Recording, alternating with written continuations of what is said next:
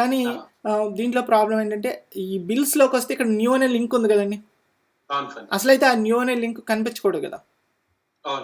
అంటే వాళ్ళు క్లిక్ చేస్తే మళ్ళీ తీసుకెళ్తుంది, కాకపోతే అసలు మామూలుగా అసలు వాళ్ళకి అవకాశం లేనప్పుడు కనిపించకూడదు కదండి. సో ఈ లింక్ని మనం తీసేయాలన్నమాట.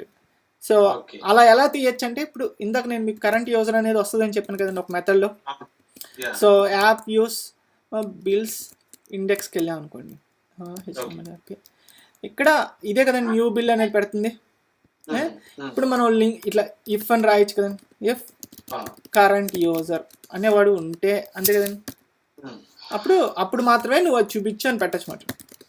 ఓకే.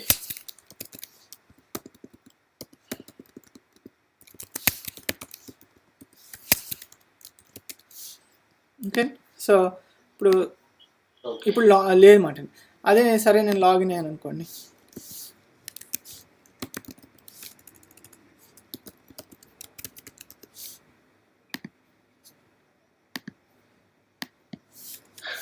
ఇప్పుడు చూడండి న్యూ బిల్ వచ్చింది. ఎందుకు వచ్చిందంటే ఆ కరెంట్ యూజర్ అనేది మనకి యాక్సెస్ ఉంది కాబట్టి. ఓకే. సో కాకపోతే ఇప్పుడు మళ్ళీ సరే నేను ఇప్పుడు ఒక న్యూ బిల్ క్రియేట్ చేద్దాం ఉంటుంది, టెస్ట్ అని చెప్పి ఇట్లా క్రియేట్ బిల్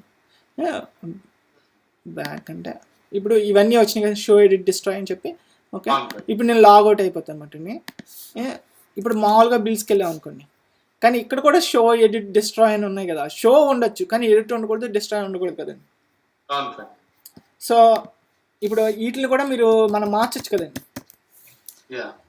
సో అంటే అంటే మీరు ఏం చేస్తారంటే, ఇది ఎక్సర్సైజ్ కింద తీసుకుని యాక్చువల్లీ ఫస్ట్ నుంచి నేను ఆ డివైస్ అనే జంప్ నుంచి నేను చేసిన స్టెప్స్ మీరు ఫాలో అయ్యి యాక్చువల్గా ఎగ్జాక్ట్గా ఇదే రిప్లికేట్ చేసి అవంతా అంటే try to get the hang of it మన హౌ థింగ్స్ ఆర్ వర్కింగ్ అని చెప్పి. సో యాక్చువల్లీ ఇప్పుడు అదే అంటే మీరు ఈ డివైస్ జమ్ ఎలా వాడాలనేది మీకు తెలిస్తే చాలు మాట. కాకపోతే ఇంటర్నల్స్గా వాళ్ళు ఎలా ఇంప్లిమెంట్ చేసేది అనేది మనం కొంచెం తర్వాత నేర్చుకోవచ్చు మాట. Okay. So I want you to just and totally create a different thing and use this filter so that user has access ఎలా ఉంది అని చెప్పి. అంతే ఇంకా యాక్చువల్గా నేను